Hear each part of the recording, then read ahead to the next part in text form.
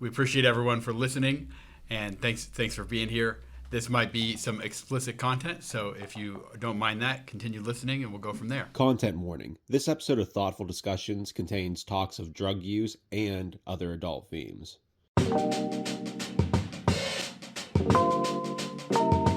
My name's Josh Snyder. You're listening to Thoughtful Discussions, and I'm here with my co-host, Corey Ochai. Hello, you know it is. What's going on, everybody? Another co-host, Brittany Sipe. Hello. And our special guest tonight, we're here with... Mike Zydel. The Mikester. Not just playing. What's going on, Mike? How you doing, brother? I'm okay. Tell me a little bit, because we're going to have some people that have no idea who you are, a little bit about yourself, what you do, and how you got here. I drove over. I used to smoke crack. Man, I don't anymore. What an intro. I still know a guy. If you ever get the itch, my guy, I got you. I'm good. I've been sober I'm just messing with you. I've been sober for 8 years. We don't sell drugs on this. Congratulations on being We don't sober. sell We love drugs that. over here. I started doing comedy like about 4 years ago, and then after I did it for about a year, I wanted to start doing a podcast. So me and my friends do a podcast, but the comedy's been a lot of fun. Yeah. I met a lot of cool people, and like I work, I do comedy, I have a podcast. Like I got a girlfriend. I mean, that's my life in a nutshell. Yeah. That's beautiful. It's Yeah. beautiful. So you are actually. So you're in recovery as well. Yeah. Me too, man. Are you really? Yeah, yes, sir. 6 years, baby. Congratulations. I appreciate you. Congratulations as well. I do. Look at us now, bro. I do. Look at us now. Hello. It's funny because I started getting into some, like, without saying, like, certain letters, I started doing some recovery shows. And those, like, recovery comedy shows, and those were by far my favorite and by far the most rewarding because I felt like the audience really understood the jokes. Man, they know where it's coming from. Right, They and know it's where it's stemming from. Right. Bro. Yeah. And it's like when you talk about shit about stealing power tools out of Home Depot, you know what I mean? They're like, the dude in the front will look up, his ears perk up, like, I know what you mean. Isn't that what it's about, though? Connecting with the audience and them seeing that thing. Them seeing themselves in the story, man. That's the dopest, bro. I think one of the craziest things that happened, like, people, I know, like, when I got clean and people asked me, like, once I was clean for a while, started doing comedy, and, like, we were just sitting around with dudes that knew nothing about recovery, and they were like, dude, what's the craziest thing you ever did for drugs? And I think, like, dudes right away were going to be like, did you ever suck a dick? And I'm like, no. That's the question everybody goes to. Yeah. That's where everybody's mind goes. That's like, this man is definitely and I'm put like, a penis in his mouth. I never sucked a dick, but, like, one time, this old lady I used to buy. Hold on 1 second. This old lady I used to buy pain pills off of. I was all drunk and I went over her house and she lived in like a senior high rise. And I went up there and her name, we called her Betty Bananas. And I'm like, I knocked on her door. I buzzed her door. She buzzed me up. No. And she was like, what's going on? I'm like, listen, I'm drunk. I was like, my, my direct deposit hits at midnight. It's like 10. Can you front me a couple pain pills till then? And she said, why don't you do me a favor? And I said, whatever. And she said, rub my box. And I'm like, so there's a TV there. Okay. So I start rubbing the top of the TV, and she's like, no, my box. And then she literally pulled up the moo-moo. Yes, everybody. This is Mike. This is Mike. She pulled up the moo-moo, and I remember, she had on like a Depends, and I was like, I'm not going. Yeah, with the Depends. With the So I just was like, I gave it the old karate chop. The old. Stop. I swear to God. Stop it. Stop. I gave it the old karate chop, the kung fu-y, and then like the kung fu-y though. So here's my guy. So then it was like she ends up giving me the pills. I'm like, all right, cool. That I just had to chop her box up for a second. I'm good. So I go home and I fucking pass out. I wake up the next day and it was vitamin D. She didn't even give me fucking pain pills. She burnt you. She burnt you and got her box rubbed. Yeah. Hey, my guy. I get props to her. Absolutely. That's game recognizing game. That's game. Respect. Respect. So that is a small dose of what you'll get if you listen to the Greenfield's Finest podcast. That's right. I have a podcast. That's what it's called, Greenfield's Finest. You guys don't talk like that on here? No, a little bit. We do today. This is amazing. We'll put up a little disclaimer before and we'll just loop that back. We and should just let them find out on this one. I think this Yeah. is a find out. the way he found out. The You way know he what I mean? found out that he was going to be doing that day. Yeah. Absolutely. You just gotta let it fly on these things. I'd say it's like with movies at Waterboys, like it's the fourth quarter, you can't hold nothing back. That's Like, it, my guy. That's what my people want guy. to hear on pod. That's when you're honest conversation. Like when you start getting into like manufactured like bullshit. Like I already got contemplated before I got here how I'm gonna say all this and it's gonna go perfect. Like That's where you no, mess up. That's it's where the you mess up. chaos. Yeah. People love chaos. Speaking of chaos, I'm doing a show. See, I heard you were talking about doing a show as well, and this is going to be a dated thing, right? Yeah, So we don't really go into dates and everything because by the time they get this, the show's already going to happen. Doing a show on chaotic, it's called Chaotic Structure, and my sole purpose is finding the beauty in the chaos, and that's what I got through recovery. Like What is it? Like what are you doing? It's a visual art. Oh really? Yeah, visual artist. How'd you get into that? Recovery. Yeah. These are all Corey's. Yeah, artworks. recovery. Yeah, Oh, nice. It was therapy for me. You know, as we spent a lot of time going out there on the search, on the hunt, and that was our everyday, day to day. Yeah. When you don't have that, you got to fill that. You got to fill the void. And doing the art is how I was able to discover, because I wasn't able to communicate how I was feeling, but I was able to draw with colors and how I was able to communicate through drawing. Yeah. And take that to a therapist. They were able to see that, and then they were able to understand where I was at, so they knew how to communicate. They knew how to, it helped me find the words to say how I felt, so they knew how to communicate with me to get me the help I needed. Yeah. Because I couldn't say it. I didn't know what to say, but I knew how I felt, and I knew how to draw it. Yeah. So, and the next thing you know, it became, I was drawing from emotions. People really like that because you're pure. It's like podcasting, like what you just said. And I was coming straight from the gut with it. Next thing you know, people start buying it, and it just kind of snowballed, man. Yeah. Yeah. So that's how I found my thing. That was my thing.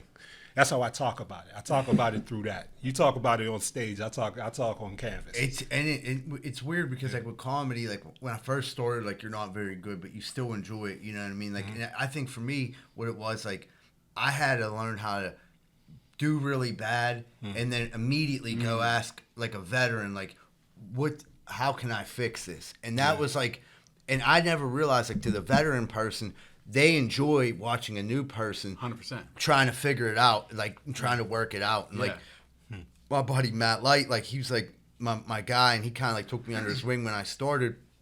And he was like one of them guys, like, you know, he's like tough on me, but he's like, you know, because I expect you to do better. But like, dude, it was hard. But the first time I like really had a good set, and I got off, you know, it was like I got off the milk crates. It wasn't even a stage. It was like the milk crates at a dive bar. But that's the grind of like That's the beauty, being though. a stand-up comedian in Pittsburgh. And I felt high like I never felt before. Absolutely. Like there was no bag of dope, no nothing that like could compare.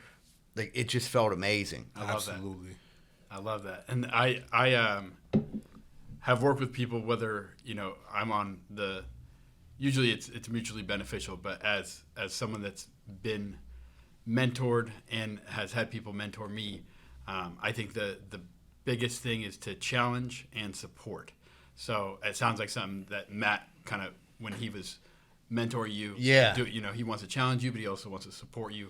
That's a good thing for them to do that. So that's a good description, the way that you. And that really applies big time to recovery, because like, you know, like when you're clean and you get clean and you got a couple of days under your belt, you know, I'm like, that's just a word they use in recovery. But and then someone new comes in, like you can be there to help Absolutely that guy out. Like, you know what I mean? Like, hey man, I know what you're going through. I know what it's like to not have $1 in my pocket, but you're not feeling the best right now, but like, dude, I promise if you keep coming back, like it's gonna get better. And like It's the toughest thing, man. It's the toughest thing, and I like what you said that even when someone's early, because you get that pink cloud, you know what I'm saying? You ride that thing too. 'Cause that was a beautiful thing too.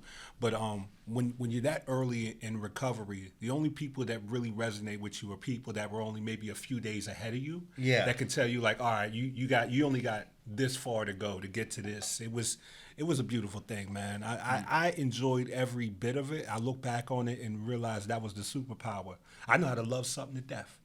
Yeah. You know what I'm saying? So when I find something I love, I know how to go hard at it, give it everything I got. You know, so that's something that's something you find in the chaos in that, and that's the beauty you find in that struggle. I just hope some people don't have to go through it to find that sense of desire. Exactly. You know what I'm saying? Yep. Mike, I always wondered your like comedy origin story. Was it like a dare to do like a 5-minute like set, or like did you just always were interested in it? No, when I was younger, so the best way, like when I was younger, like I always wanted to like stand out. Like I think like I don't know if all kids do, but I wanted to be like something. And like I wasn't the tallest, I wasn't the toughest, I wasn't the dude banging all the chicks and anything like that. But I was always could make people laugh, no matter where I went. Whether it was as I went through life, it was like high school, you know, like I was like the funny guy, and then got out of high school. Well, didn't even graduate, got my GED and shit, but I was the funniest dude at GED. And then went to rehab. I was the funniest dude in rehab, and was at the city mission, was the funniest dude there. But then, you know, go on to have jobs and things like that. And like I continuously was like the funny guy there, and I enjoyed making people laugh, and I really did. And like people would say to me like, dude, you should try stand-up comedy. And then a friend of mine, Bill Crawford, like we were high school friends, and we've been friends for forever now, probably like over 30 years. And he really got into it when he was in his 20s, and he took off, and he got a great career, and now he's on WDV. But like there was a point where I was like, I called him, and I'm like, dude, I want to do this. And he was like, yeah. He was like, all right, there's a show here, come down. And this is like 15 years ago. So this is before I really got into it. So like I went down to this thing, it was called Miller Lite Laughs. And like I wore a suit and shit. And like, you know, because I was like, thought I was like a game show host. And I'm like, I get up there with like these, no one told me nothing. He was like, just try to get 5 minutes, write it down. So like I literally had it written down. I'm like, how's everybody doing? Period. I was like, yeah, ain't it funny, getting older, shit like that? Ha ha, my man. Anybody in here married? Why you gotta look at her? Why you gotta look at her that? You know, like corny ass shit that I fucking just threw together. But like I got through that 5 minutes, and I was like, this really wasn't it. But like I never did it again until I really took it seriously. And then that time it was like a bunch of things came together. My mom retired, so she started bartending. My buddy Joey Welsh had started doing comedy. And then he was like, said to me like, hey man, did you really want to start doing comedy? And I'm like, yeah. And he was like, dude, we're doing a show in Greenfield at your mom's bar. Like, why don't you come down and do 5 minutes? And like the draw to that is if you're them asking me, like when anyone starts, usually you're going to get a ton of people. You're going to get a ton of people come out and see you. So like they're going to benefit financially, but then you're also going to get the opportunity. So it's like one hand washes the other. And weirdly, he called me, goes, dude, there's another show the week before. Why don't you do that one too? So I had some friends come to that one. That one went okay. Went to yesterday's. That went okay. None of them were like great. They were just like 5 minutes, but I felt like, okay, like I can hang, you know what I mean? Like no one's like, and then as time goes on, you just start building it. But that's how, like, it was always like my go-to, almost like a defense mechanism. Yeah. Let me ask you a question. What was it like when you got, I got two questions. What was it like when you got your first laugh, and when did you know that you commit, when did you commit to it? So there was, they were doing a contest at the Improv. It was like for new comics.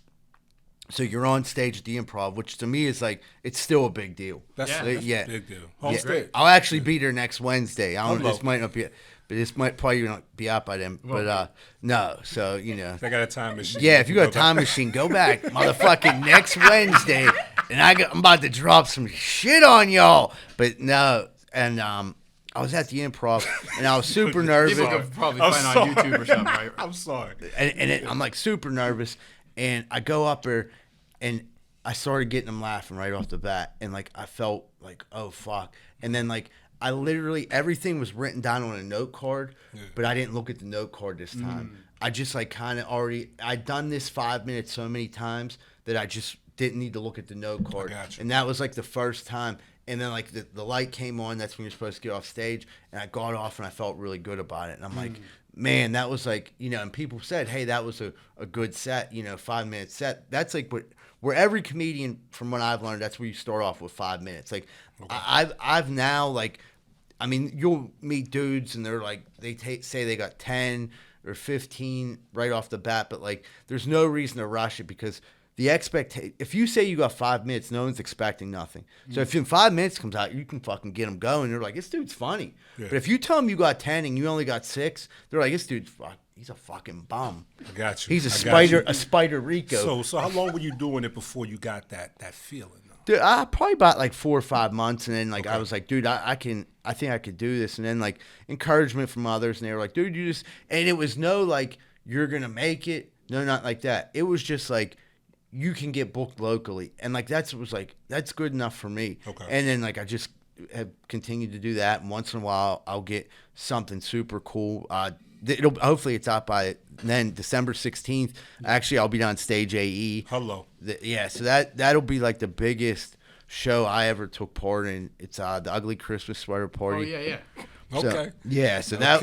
I'm sorry. For some reason, I felt like I should laugh. Yeah, no, it's funny. I hope if you come, laugh, motherfucker, At laugh. that moment, I was like, for some reason, I was like, no, but that sounds dope, man. That sounds dope, man. So, let me see. All right, you started when you committed, like when you said, okay, I'm doing this and I'm putting everything I got into it. Yeah. When did that moment happen? I know that didn't happen. Did it happen at the beginning or did it take some time? No, not at the beginning. At the beginning, I did the bare minimum, and I got exactly back in return what I put in. Okay. But then someone was like, you should come to open mics. And I started going to a couple mics. And, like, I'll be honest, like, I'm not the guy that's going to lie and say, like, I hit mics every night. I didn't. You know, it was hard for me personally, and I'm not trying to, like, discourage anyone from going to open mics. They're great, and they help you. But, like, for me, I had, like, 4 years clean, and it was weird sitting. And then you're the new guy. You don't really feel that comfortable in this comedy scene with, like, people you don't know. Now, it wasn't their fault. It was my interpretation of the situation. Like, it wasn't like no one was fucking with me or picking on me or like. Yeah. It was you versus you right there. Yeah, but you just go last because it's like a veteran thing. You know what I mean? Like the guys who've been around longer, they get to go up first and they can get out of there. Go do what they got to do. If you're newer, you got to wait till like the very end. You'll do one of the last spots. And I remember sitting around one night for like 2.5 hours to do 4 minutes, and I didn't go back to that mic. It was a good mic, but I was just like, but I find one where I could sit there for like 20, 25 minutes and get up and do my thing, and it was looser, and I grew there a lot. Where was that? It was the Beer Hive. And Okay. here's what happened to me, what changed. The strip, right? Yeah. Yeah. It fucking changed everything. So I'm sitting there, and there's a comic, his name's Colin Chamberlain, and he moved to New York since then. He's doing really well. But he was hosting the mic that night. And I like to get there early and just bullshit. Okay, that's gotcha. it. So Gotcha. Fill out the air. yeah, I like to go down to the bar, get some wings, get a pop, hang out. And me and him were talking, and I started telling stories, just like talking like us now, like my friend. And then I had him cracking the fuck up. And then I go up to do my like little routine, and he was like, stop. And he was like, dude, talk to them like you just talked to me. And I'm like, what do you mean? He's like, just talk to the audience like you're your friends. Okay. So it changed everything, and I was more able to like look at you guys and just be like, that's dope. Like we're cool, and just tell you a story like I would tell you a story if we're sitting in here right now. Yeah. You know, and it's like authentic, like it's real, and like that progression, like in a lot, I've gotten people said to me throughout the years, like, dude, you're very like authentic. Like it comes off like that, and I was like, that's good. Was it fucking funny? You know what I mean? Like authentic authentic ain't paying the bills. Like my shoes are authentic, but you know.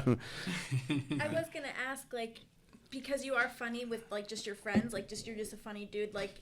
And it translates to the stage. Did you know that? Like, no, I didn't know what to expect when I got up there because I was like a robot. Because like when I first got up there, I was like, "Hey, what's going on, everyone? My name's Mike Zydel. Make some noise. I'll give it up."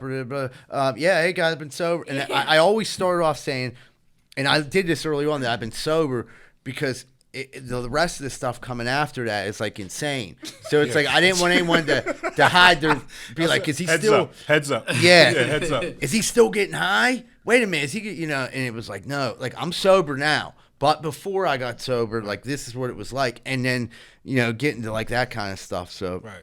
Now you're getting high on Capri Sun. I heard you like Costco, right? Yeah, I love Costco, dude. I love Costco too. As soon as I got a job and I got a membership, and I just felt part of the club. You know, I could go in whenever it's open. They never turn me away. They just start. You know, I can just load up on shit tickets or orange juice or fucking ramen noodles. Yeah, anything out Capri Suns. I can just get whatever the fuck I want, and I do, man. I'll go down there. I'll spend money like it's nothing. You know, I got everything in my house in bulk. You know. Me too. I love it. It's the best. You started booking some shows for yourself in some theaters where you booked all the acts, and you were able to be kind of on the promoter end, right? Yeah, that's mainly what I do now. Like that's where I make money at. Like, so you became more on the business end. But I performing pays okay. Yeah. But like when it's your show, like you make the lion's share of the money because you put it together. But with it comes a lot of stress, as I'm like dealing with some shit right now. Like I booked a really good comic. The tickets just aren't selling. I don't know why, and like I don't know what the fuck to do. But like I know one thing: I didn't get into this for money.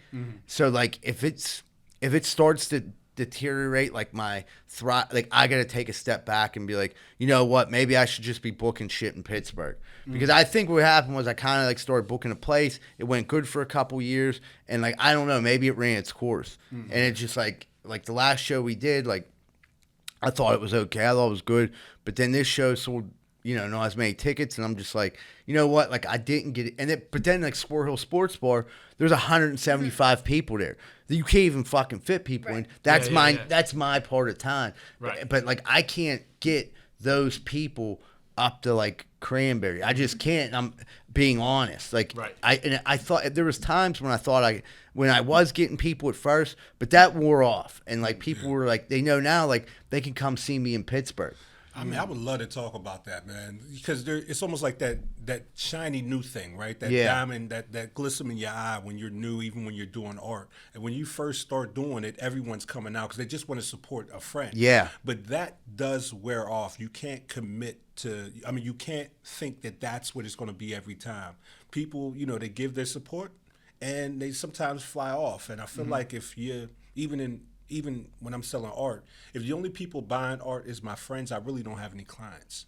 Yeah. You know what I'm saying? Because I haven't figured out a way to get people that don't know who I am to like what I do. Right. That's a whole different thing, man. Dude, I totally agree with that. And it's like, I know, like we didn't know each other, you know what I mean? Till I started doing a podcast, I didn't know, and then they were like coming and supporting shit, and it was like I made like new friends.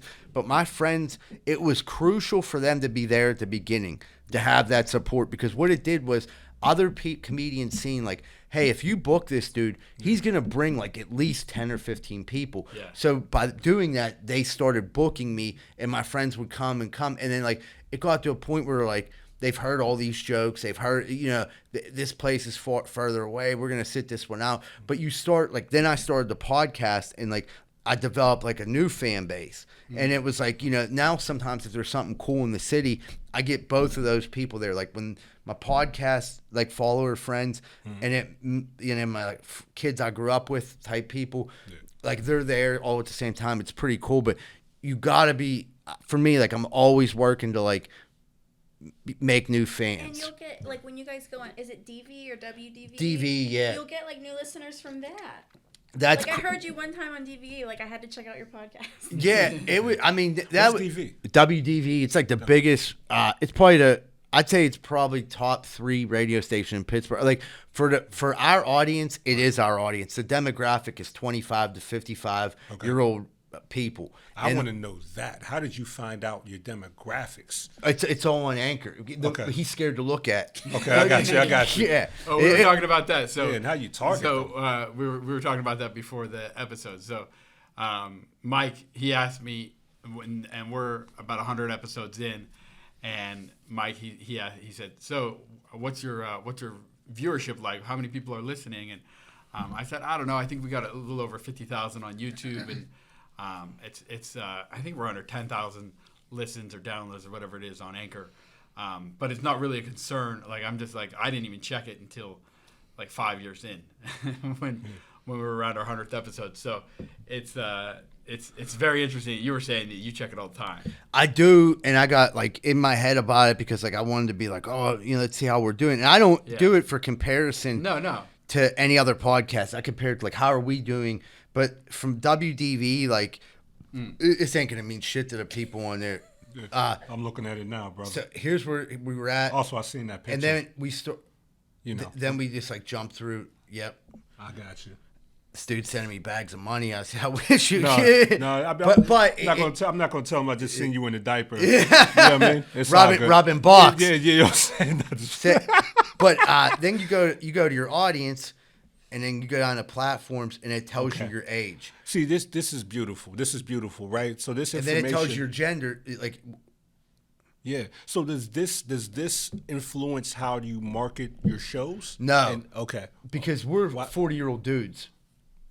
Okay. And our sponsors, like we just talk about like 40-year-old dude shit, like. And I'm like their number one fan.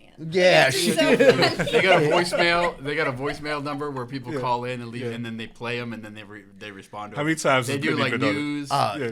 Dude, we get. It was fine when voicemail started. We get like 2, and now we literally there's so many that we have to like. We can only play so many that week. We save some for the next, and like we have like a stockpile of voicemails. Like some of them are nuts. Some of them are just like a dude yesterday called in. He's like, "Yeah, I went to fucking McDonald's, and then I go on my phone and I use all these codes, and then I end up getting like my meal for like $7. I'm like, me and my little girl. So I go in there because I can't find my debit card, and I go in there and try to pay for it. And they said you got to pay on the app. I said, where the fuck do I stick the money in my phone?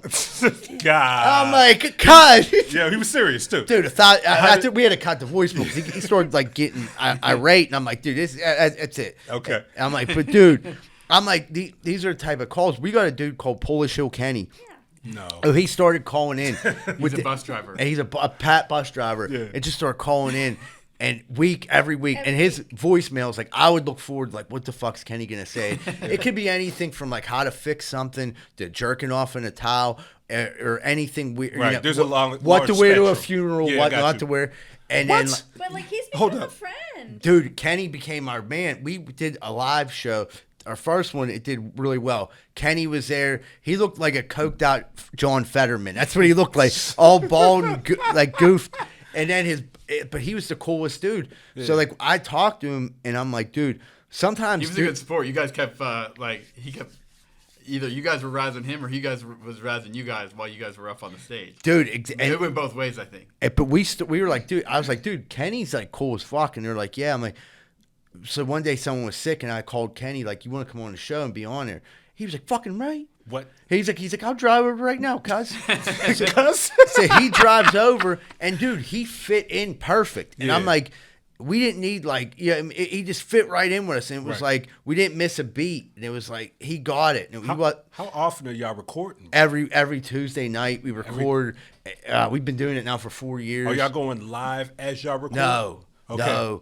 No, because we don't say any. I mean, we say some fucked up shit, but like I'm not afraid of what we say. But we have sponsors, and we have to put the commercials in, and it's we have. But Larry goes and he's there with them, and he's doing it the whole time that he's there, and he's like making notes, and then it's up the next day. Right. Okay. So that was like, but we didn't start with Larry, aka Eagle Tits. We started.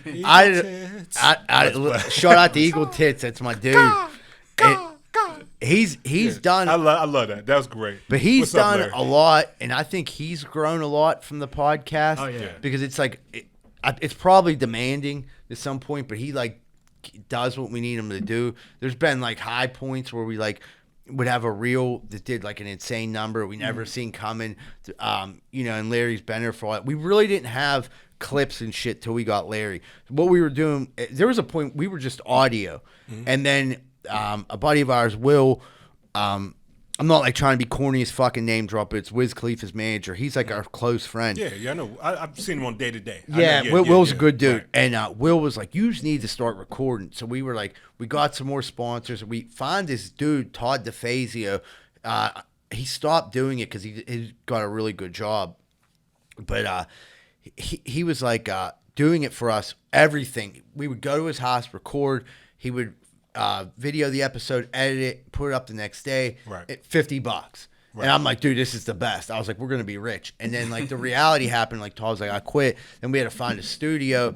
On top of that, we had to find someone to edit it. And it's like, now we barely got enough money to keep the podcast going. But like, at least like we don't have to come out of pocket. Like that's the thing. I'm like, dude, if we got to come out of pocket, like I don't know. Tough. We got 13 sponsors, so it's like. How did you acquire the sponsors? Like, how did you go? Did they come find you, or you went to go? A couple find of them find us, but a couple were local, a couple of them were friends. How did you approach them, and what did you say to them? Because I mean, running this podcast studio, I'm looking for different ways so clients can actually afford to do this week. So you said so we're called Greenfield's Finest Podcast, but really has nothing to do with Greenfield. But Greenfield. So you're saying what You guys all grew up in Greenfield. Yeah. So That's if you would here's like an advice, like if you know someone, one of your friends has a small business, okay, and they're not into like I haven't really advertised. You're like, let me make you a commercial on my podcast. I'm doing this podcast. It's just starting off, and like right now, like if you're just starting, say I'll do it for you. If you're recording 4 episodes a month, say I'll do it for $40 a month. Right. So that's $10 a week, and then like as long as you promise you'll stick with me for 3 months, and I won't raise the prices. You keep doing it. You keep doing it. One, if it's a roofer or something, they're gonna get a fucking call. If you got a thought, because if you build it up, you can get like a couple thousand people listening a week. Eventually, like, people see results, and it's like.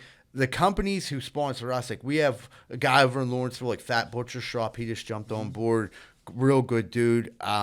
Artie's Hot Sauce and stuff. I'm interested to see how it works for them.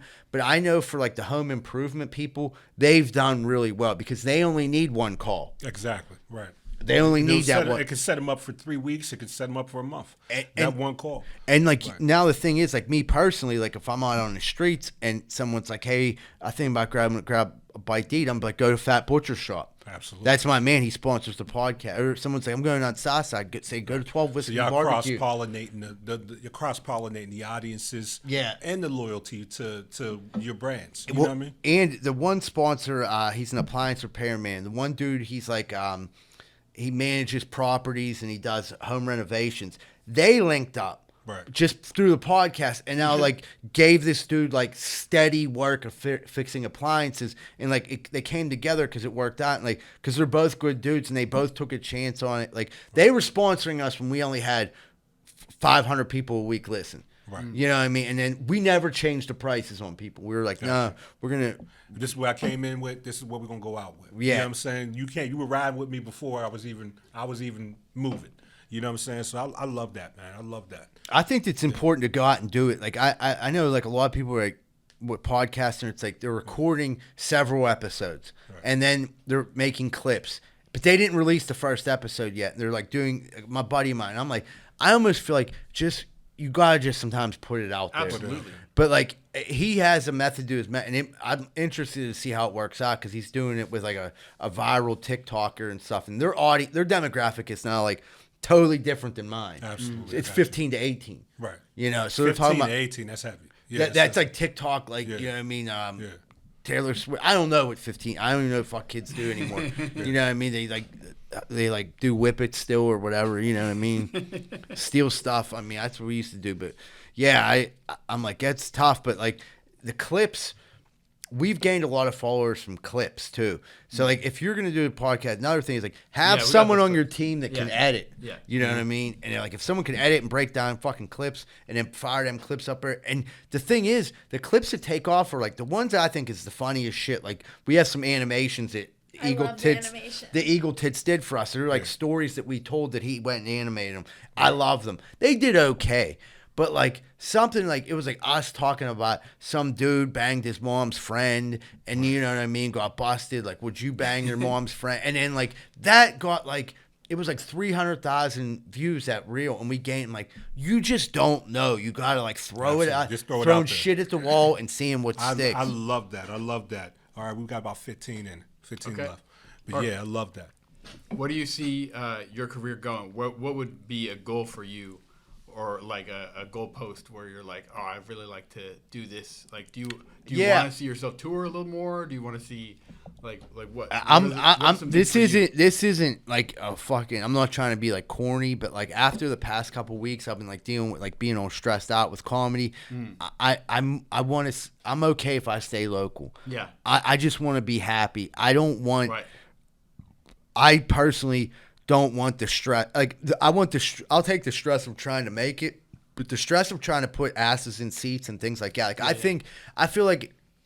I'm comfortable enough to go to another city and tell my jokes there. I'm cool with that. Yeah. I would like to eventually one day headline down the Improv, like get a night down there. Yeah. I'm doing that Stage AE show, and like if things sprouted out, like I'd be cool with it. But dude, I want to be happy and enjoying it and do it. Like that's why I started doing this because like I wanted to do it. I believed in myself. I thought, but making it to me is just like being able to continuously keep doing it even if it's here in Pittsburgh. I you know what I mean? Like I even feel like now, like kind of like I made it. You know what I mean? Like I'm still doing it. Right. Like, Right, man. That's why I think it's that, man. I think it's that. I don't think it's in the numbers. You know what I mean? It's like when I look in the mirror, when I'm walking down the street, when I got this feeling. Yeah. You know what I'm saying? It's an internal thing. I don't think you can even judge it from I mean, you can. There's some things that can happen outside that can give you confirmation, but it all starts on the inside, man. If you do it, you feeling good, you feeling like, you know what? I feel like I added value to my idea of myself. Like I'm okay with myself. I'm fine. Yeah. I'm fine. You know, I don't think the money is not going to change anything but money problems. And that's what I mean? Yeah. And when I'll tell you what, when I was doing a thing for a while and it was going good and now it's not, and it's like it's stressing me out and it's literally robbed me of like 2 weeks of peace of mind. And it tonight actually the reality hit me when I got this message. Like I just don't want to deal with this situation anymore. Like it's not anything against the people involved. It's just like I've fucking had enough. Like I'm and if you get to that point and you're like walk away, and not walk away disrespectfully. It's like, thank you for the opportunity. You guys were amazing. You took a chance on me. I just feel like right now this isn't working out for anyone. Yeah. And it might work out later. You never know. And yeah, it all depends on what position you're put in. And I always feel like, dude, I mean, I'm not like, you know, like trying to like be like a holier now dude, but I feel like, you know, one door closes, God opens another one. So like there's a reason sometimes things aren't working out. You don't realize it at the time, but it's really to open you up for something else. Absolutely. I love that. Yeah. I seen that on a granola bar one time. No, I'm just kidding. Fortune cookie. No, it ain't falling apart. It's falling together sometimes, man. It feels like it's falling apart, but it's really falling together. You just, you know, yeah, man. I love that. So, I mean, what, you know, you said you may be done with the promoting side at the moment. You might take just a break. farther. I still want to do the shows that I still want to promote in Pittsburgh. I got a couple bigger things. I do got some bigger stuff coming up next year. Like where I'm gonna have some opportunities. They're in Pittsburgh. I can promote here. I know I can get people in Pittsburgh. Right. I've proven it. Like I'm okay. I'm comfortable. That's fun for me. This, like trying to get people like 30 minutes from here, and like it's not. It worked for like I seen guys that had it before me. They're he's a good comedian and he did well with it. This dude Ed Bailey, he did really well. Oh yeah, my man, Ed and Day did really well with it for a long time. Cleveland. I don't know what like he ended up they ended up parting ways. And then like someone else took it over for a little bit, and then I was doing a guest spot, and then people would ask me like, "Would you like to do shows here?" And I'm like, "Yeah." I didn't want to pass that opportunity. And at first, like we were like getting people, and it was exciting and stuff like that. And like I just feel like now, like I don't know if I'm stale out there. Like I got to look at myself. Like I can't control. Like maybe they're like tired of me, or I don't know. We're just not like the first like 2 years we were like starting to sell shows out, and it was packed, and it was awesome, and it was like really good comedians, and like. Right. If you could look back on that 2 years though, Mike, and if there was one thing that you could change, what would it have been? What would you have done differently? Was there been anything there? Yeah, there was. I think what hurt, honestly, like they would take breaks for like 4 months. Okay. So and then like right now we're at the beginning of where a break just ended. So, you know, the last show, ramp it back up again. the last show sold 100, and like this show got Bill Crawford on it, and it sold significantly less. And I'm like, I don't know what to do. Like, you know what I mean? Like that's the biggest name, you know, basically like him and Matt are like the two biggest selling people I know. Like, if I can't get fucking people for them, like, I don't know. You know, that's just it. I'm like, I think it's just like different senses of humor, like the city versus suburbs. no, because we would go out there and crush. Yeah. You know what I mean? And like, I don't know if that's to do with like, you know, like I mean, there's like only a certain amount of comedians you could use for that place because they're like, I've tried bringing some other people out there and it didn't work out the way, like, you know what I mean? It just didn't work out. Like, there was a terrible situation happening one night with a dude. It really wasn't his fault. He kind of like said something and someone got like offended and it was just like, it was a fucking nightmare. Yeah. And I was just like, so I like try to stick with like the people that I've worked with a lot. And like, I'm not saying that people that didn't work out there aren't funny. I don't mean that at all, but just people that I've been around a lot. Like, that's what I try to do. And it was like, Well, I think anybody you do business with, you want to know them as much as possible. Yeah. Because I think that's where a lot of problems come into play when you're doing new business, is not understanding who you're doing business with. Yeah. And that's where, you know, that's where a lot of static can happen. So I respect that, man. I respect that. At least you analyzed it and you start to see the pattern. Like, you know what, maybe this can be the issue. You know what I mean? I just think I don't have enough time. I don't have enough time to be like out that way promoting. Right. I don't have access to promote to those people. Like, you know what I mean? Like, I can't promote to the people around that area. Like, right. You know, what do? Do you run ads? I mean, I've never had any success with. So you just don't know the terrain and how the terrain operates out there as right. much as you do here. That's right. why you were saying local. I got you. Anything else, Josh, that you really wanted to tap on? You know, we're getting closer to the end. Mike, Yeah, no, we're good. Dope, Mike. I want to. Mike. Do you want to open that water? You want to tell me what you think of it? No, I really don't. I feel kind of weird about it, man. I don't know what Yeah? the fuck's in here. Yeah, it's a metal It's can just of water. That's it? Yeah. That's it. He passes out funny after drinking business. this. Yeah, that is just water. And yeah, it's not bad. It's in a can. Yeah. You know what I mean? So it'd be good in a bunker or hold up. So you can make this with anything you want. So if you want a Greenfield's Finest water, We could. did have them. It's custom branded water. Anything you want on it. I like that. Now that you said, oh, this is really good. Yeah, this is like that sponsor? shit. Sponsors, you know what I'm saying? They can get a space on there. This is like the space this is like on the there? shit Waterboy had from the glacier. You know, whenever Waterboy Oh, went come there. on, come does it, on, does it man. taste that good? Yeah, now it does. It's actually glows blue. We had a glass right here. We Yeah. put it in there, it'd be blue, like an icicle from Antarctica. Yeah, it's a thing, man. It's refreshing. Dude, we're good on time. Don't worry about the time. Okay, all right, dope. You can order your own. Let's keep knocking this thing down, because I got some questions. Yeah. You can order your own at pghprintship.com. Yeah. So, man, do you smell your hand from time to time after that story? I mean, is it What, the old lady? Like, Nah, is it I washed PTSD? up. Is it PTSD? Do you have a little bit? But she was dope. She was dope for I mean, the way she operated, the way she did that. I'd say I'd have to argue with that. I'd say she's a piece of shit. She tricked me into karate chopping her box, gave me some vitamin D pills, Right. and sent me on my way. Like, so she beat me in a You beat her as well. yeah, I mean, for a sex act. You know, Yeah, so like yeah, yeah. I wouldn't say she won the battle. Without the war. Not the war. She's probably not around anymore. She was Okay. getting old then. She's probably her and her rascal were probably up in heaven riding around playing bingo somewhere. She but went out on top. Yeah. for sure. But yeah, man. So when did that story ever make it to the stage? That's what I want to know. Is how do you know what you're going to talk about while you're on stage? Dude, it's the weirdest shit. When does like, it hit? When you're like, this is going. Like, so sometimes it happens a lot. I'll be on a phone. Yeah. With my buddy Matt a lot, Okay. and we'll talk for like an hour and a half, and like he'll say something to me like, dude, you gotta fucking tell that story on stage, because like you got, from doing drugs, like your brain, you have stories just compartmentalized forget about so much, yeah. everywhere, just to pull them from anywhere. Right. And all of a sudden something will get brought up and you'll bring it, it'll be like, right, you'll be like, okay, but like, man, I remember this time I tried to just karate chop this old lady's box. She gave me fake pain pills, and he was like, what the fuck? And I'm like, yeah. And I tell him the story, and he's like laughing, like he's like, that was like, I had like another story happen. It was like, Give us one of those stories, Yeah. man. Give us a little slither of what you be doing on stage. I hate to say the word slither after you said that, but it's okay. It's okay.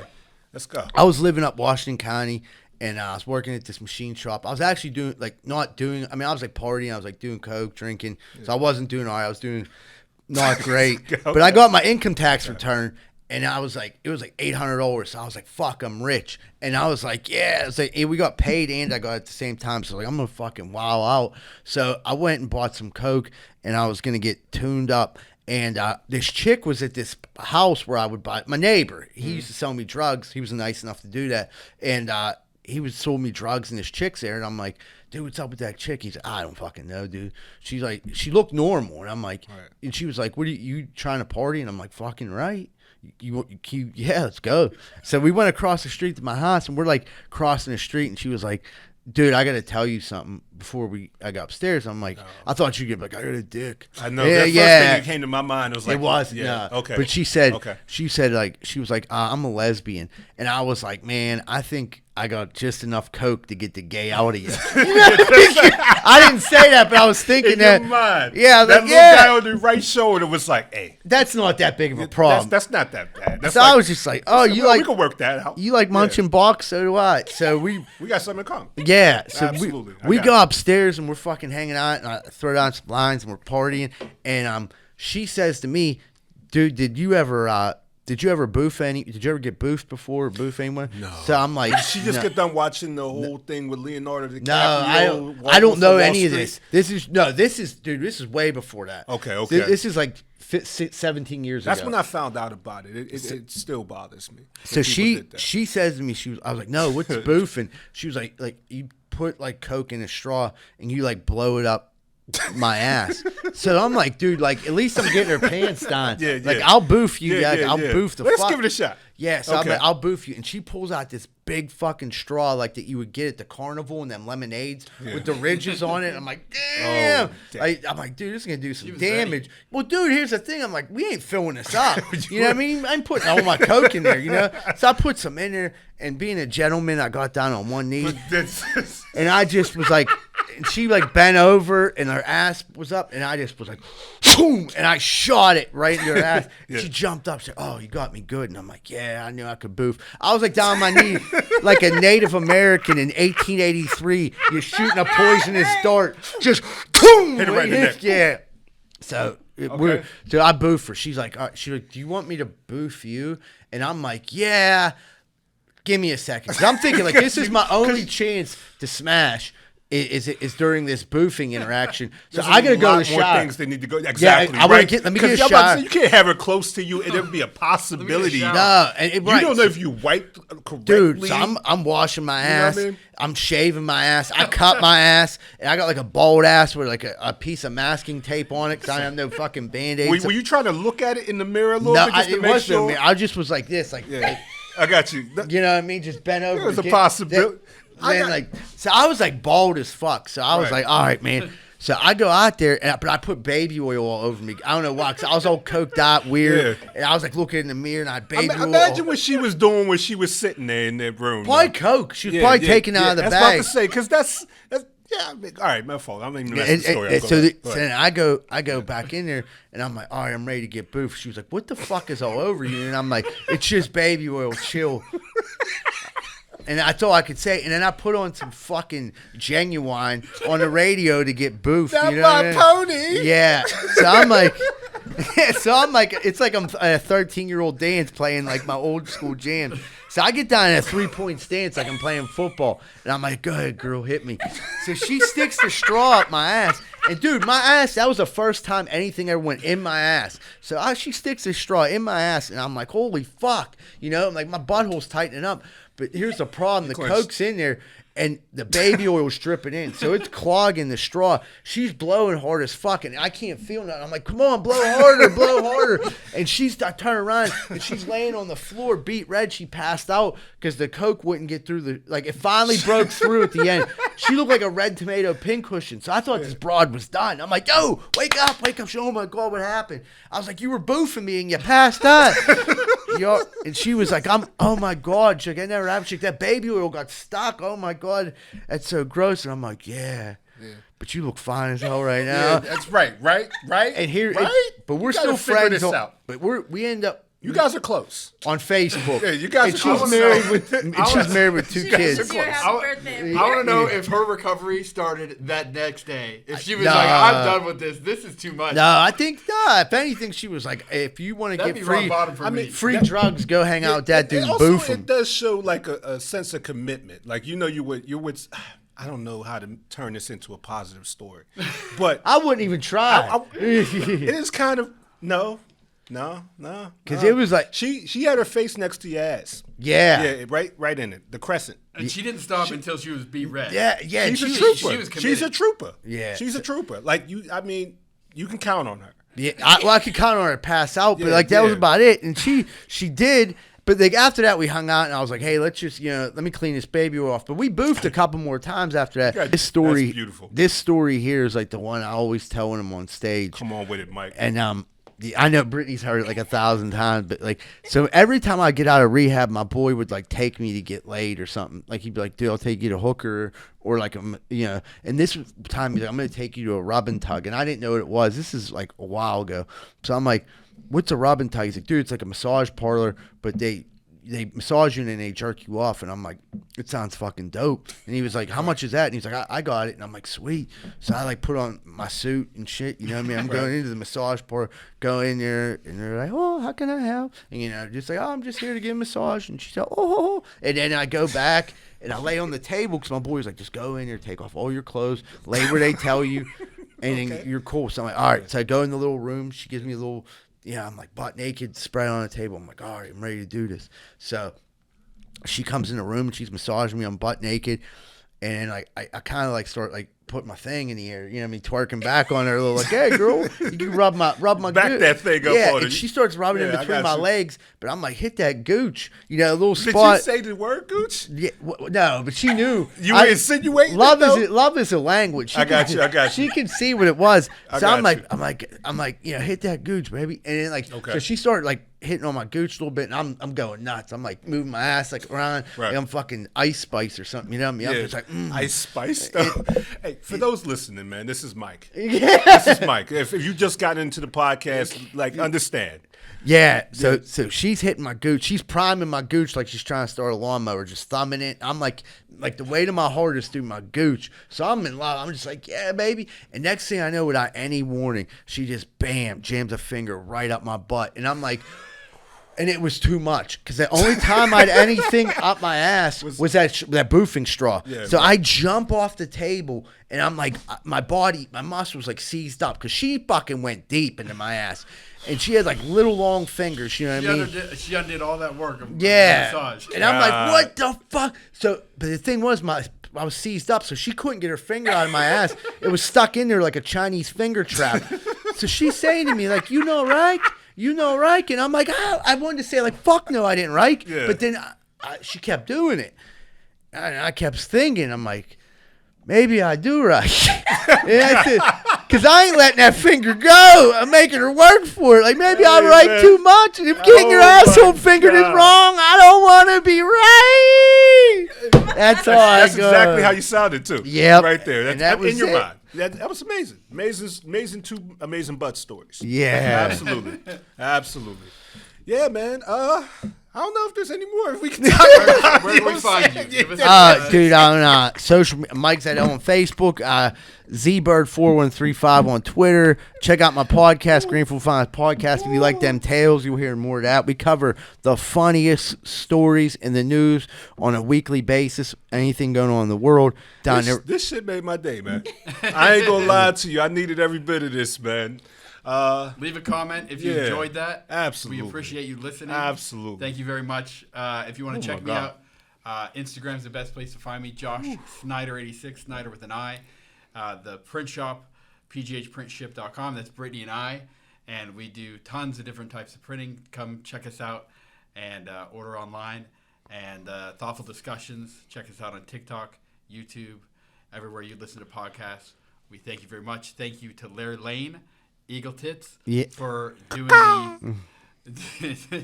Can we tell him why I call him Eagle Tits? Absolutely. He's a grown man, and he's accomplished a lot in life, but like he never told us. It was till like I knew him for like a year. The one day, like the Cub Scouts got brought up because like something fucked up happened. But he was like, "Oh man, I remember when I was an Eagle Scout. Like that's like the Navy SEAL of the Boy Scouts. You know what I mean? I'm like, dude, that's a major fucking accomplishment." And he was like, "Oh, I don't really tell people." And we're like, and then I put tits after it, and I'm like, Eagle tits. And then, like, it stuck. And now people in society would see him and be like, "What's up, Eagle tits?" And, like, he's like, "What's up?" And he took it like a man. Like, he didn't fight the nickname. So it's like, yeah, like, I enjoy that. Like, if he didn't like it, I wouldn't call him Eagle tits. But now he's just Eagle tits. And he'll be hearing this when he edits it down. So yeah. Shout out to Larry. Shout out to Larry. Media. Definitely worth checking out. If you're out there, man, and you want to do something, just go ahead. I'm talking like something positive, like you want to be a comedian, an artist, anything like that. Like the best, you just start doing it. That's the only way to really learn. You just start doing it. There's nothing you're gonna. I'm not like trying to discourage you. Like if you want to take classes or anything, that's awesome. But do something towards what you want to do, and you'll start to find out like who you are as a whole. Because like that will help fill that void of like what you're missing. Because like everyone is like really good at something, and when you find out that one thing you're supposed to do, like I think when you start to do it and use it in the right way, like you start to become the person you're meant to be. Absolutely, everybody has that sense of genius. Everybody has a genius in them. It's their responsibility to find it and really double down on it once you discover that thing, man. And that's you inspired me on this podcast, bro. Yeah. Like what I gathered from you, you gave us your everything. You gave us everything of who you are, and you left nothing behind the door. So I respect that. And also I'm seeing, like, that's something I struggle with sometimes getting on this podcast, Mike, is really just literally just being me. Like, for some reason, I still got the mirror up sometimes, a lot of times. And I'm trying to slowly peel it back and just, like, give them what I am, because you can really see it. You can really feel it. It comes through the microphone. You just told us a story about your ass. Yeah. So, like, that's how comfortable I want to be. I want to be so comfortable. It's like when you go in the bathroom, you take a shit, and somebody goes in after you, you just don't say anything. Right. You're just proud of it. Like, you just got to deal with that. Yeah. You just got to deal with that. You know what I mean? That's what I got from this. And if there's something you could take from this podcast for those listening, be you and be it unapologetically, and you'll get everything you want, as well as it'll be sustainable, because it's you. It's authentic. You don't have to put it on. It's when you're there when you wake up.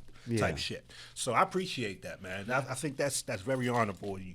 And great stories. Great stories. I can't wait to hear the rest of them, man. It's so nice to meet you. Yeah, I already know you. And Brittany, Brittany, the #1 fan.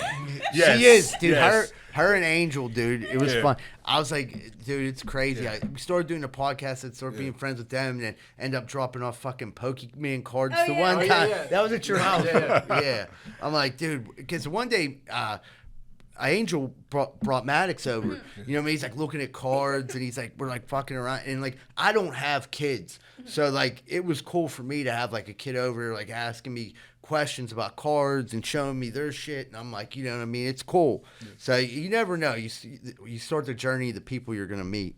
Yeah, man. You never know, man. And this is Corey Ochai, too. I didn't get my little outing. You know what I mean? We're at the 1028 podcast. If you like the way this sounds, if you want to actually create a podcast, you feel it in your spirit, you want to go out here and talk, this is a place you can do that at, man. All you got to do is come here and pod. I take care of the rest. I can edit, or as well as we can always talk to Eagle Tips, man. Larry Lane Media. We like to work with people such as that. Yeah, but if this is something you're interested in, you can follow 1028 on all platforms. There's Instagram, Facebook, TikTok. Hello, I'm on TikTok. God damn it, that's a thing now. That is a thing. Dig it. I'm so excited for you. And YouTube as well. So yeah, man, holla at us. We're here. Yes. Thanks for listening. Great stories. Yeah, man. Thanks, Mike, man. Really appreciate this, man. Absolutely. This is one to remember. This might be for real my favorite podcast that we've done. It's definitely one of the funniest. Yeah, absolutely. Yeah. I'm literally dying. That shit came from the gut, man. That came from the gut. All right, y'all. We are out way deep in the gut. Way deep. Like god damn. Yeah. Almost a finger. No, I ain't gonna go there. All right, man. Appreciate you. I wish shake your hand, but I know where it's been. All right, we're out.